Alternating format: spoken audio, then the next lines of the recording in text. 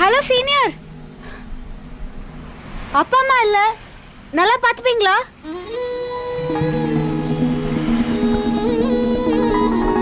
அப்ப என் அழகு ராணியே, என்ன சீக்கிரமா கல்யாணம் பண்ணிக்கோ. அது ஏன் கல்யாணம் மட்டும் சீக்கிரமா? நம்ம பத்திரமா பாத்துக்க கியூட்டா ஒரு பொண்ணு, வளர்ந்த அப்புறம் நம்மள பத்திரமா பாத்துக்க ஸ்மார்ட்டா ஒரு பையன்.